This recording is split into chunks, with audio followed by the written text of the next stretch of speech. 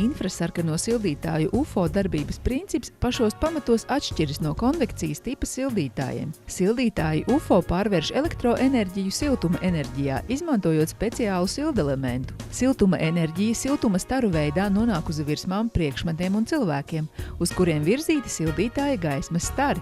UFO izstrādātā siltuma enerģija sadalās šādi. 92% enerģijas, līdzīgi saules siltumam, novirza tieši sildītāja darbības zonā esošo objektu apsildīšanai, un tikai 8% tiek izmantota tiešai gaisa sildīšanai. Atšķirībā no UFO, visas tradicionālās apsildīšanas un apkuras sistēmas praktiski visu siltuma enerģiju patērē gaisa sildīšanai, lai tas savukārt sildītu apkārtējos priekšmetus. Sildītāja UFO priekšrocības.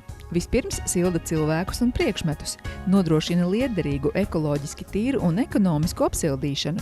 Ideāli piemērots vietās, kur nepieciešama īslaicīga apsildīšana. Apsilda atklātas platības pat vējainā laikā. Apsilda grūti sasniedzamus apgabalus.